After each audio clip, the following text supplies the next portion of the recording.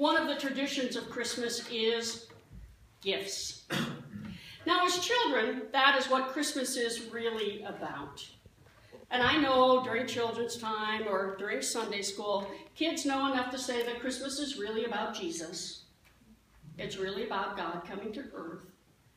But let's face it, what is the question we ask children before Christmas? We ask, what did you ask for from Santa? And then after Christmas, the question we ask is, and what did Santa bring you for Christmas? Never once was I asked as a child from anyone other than my parents, and what did you learn at church about Christmas? And never once have I asked a child who is not a member of this congregation, and what did your church teach you about Christmas? No, the usual question between acquaintances during the month of December is not, is your soul ready for Christmas? But rather we ask, so do you have all your shopping done? Is everything ready? Are you ready for company? We talk about gifts. And after Christmas, my mother, who knew the Bible better than any preacher I know, including and especially me, would come out and ask the other person, so, did you come out ahead? We all seem to focus on gifts at Christmas. Giving and receiving gifts is a delightful Christian tradition, and it is rooted in the Bible. After all, the three wise men came to visit the baby Jesus, and they each brought a gift to him.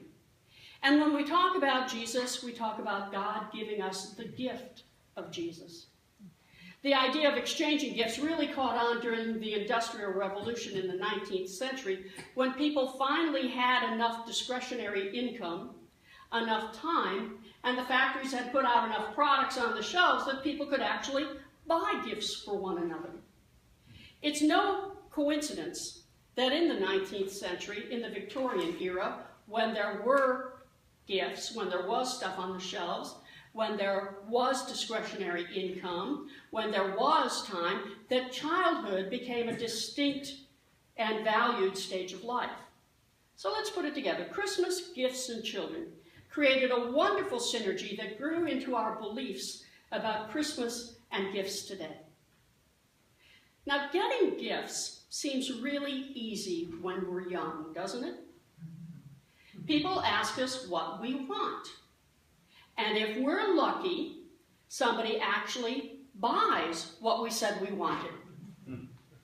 Christmas arrives and we dig into those packages with reckless abandon, ripping and throwing and saying, oh, wow, this is what I asked for.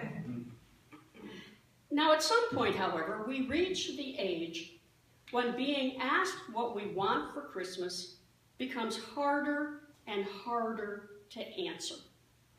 Yeah? Yeah. Often, we'd reach the point where we would much rather give somebody a gift than have somebody give a gift to us, especially if we know the gift was something the person really wanted. We really want to give it to them. But for many of us, receiving a gift eventually becomes much harder than giving a gift. I think it's because receiving a gift becomes embarrassing. We don't know what to do. We don't know what to say. We would just as soon prefer our friends and family had saved their money because, frankly, most of us can go out and buy what we want and need for ourselves. Well, friends, one of the greatest lessons we can learn in life is how to receive a gift graciously and gratefully. People who give gifts love the joy of being able to give a gift to us. Receiving a gift means we allow another person to say through that gift that they appreciate us. Receiving a gift graciously means we let the other person experience the joy of giving.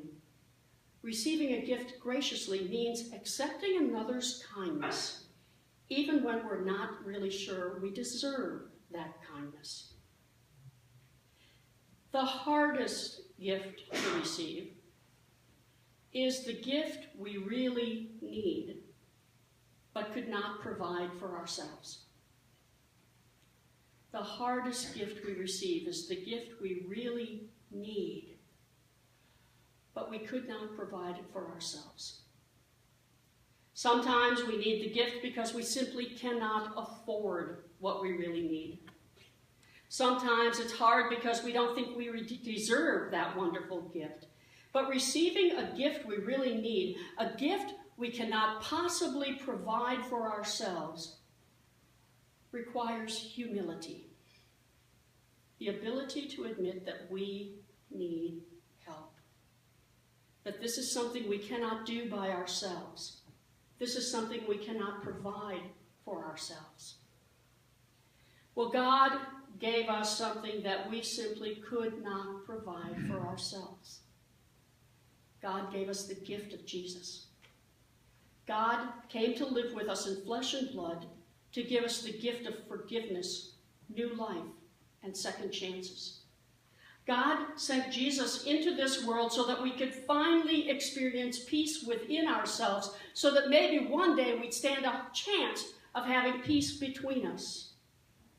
God gave us the gift of Jesus so that we know we can depend on God. But accepting the gift of Jesus requires humility. Accepting Jesus as a gift from God means that we must admit our need for God. Accepting Jesus as a gift from God means admitting that we cannot fix ourselves and we cannot fix our world without help from God. There's a movement in our world, humanism, that has an increasing number of people who believe that human beings can fix our world all by ourselves. They believe that people can be good, kind, compassionate, and generous, independent of faith or belief in God.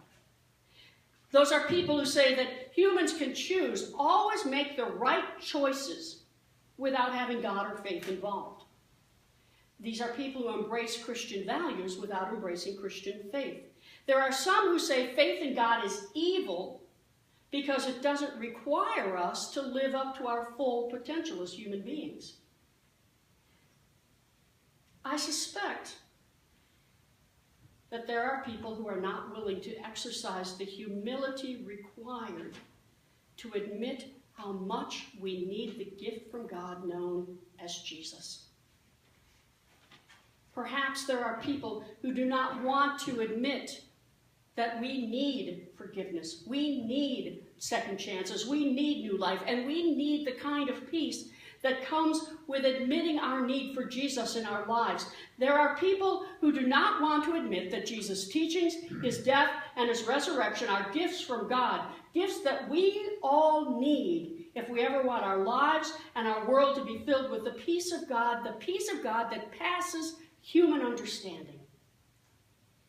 And if we doubt any of that, let's look at the state of our world today. Our world reminds us how much we need God's gift of Jesus to show us a better way to live. Our world today reminds us that belief in human capacity alone is just not getting the job done. The state of our world today proves how much we need the presence of God to fill our hearts with those things that we cannot provide for ourselves. Forgiveness, love, acceptance, peace within us enough to bring peace between us. The truth of Christmas is the humility we need to admit how much we need God's gift of Jesus. God was humble enough to enter this world as a helpless infant. God was humble enough to enter this world born in a cave that he shared with animals. God was humble enough to be born into the lowest of peasant classes. He was humble enough to be born to serve rather to serve than to be served.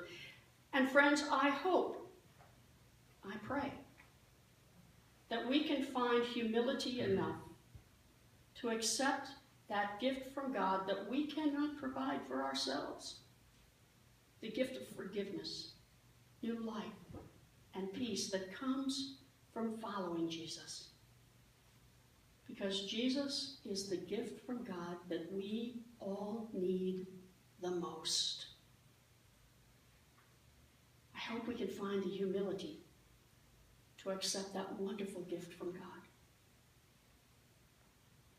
I hope we all get gifts we really want this Christmas. And to make sure that I did, I went along with the gift buyer to help choose exactly what I wanted. I hope we all experience the joy of giving gifts to others, but what I really, really hope is that we can all find the humility to receive the gift of Jesus Christ, because that is the only gift we really need, and only God can provide it. Amen. Amen.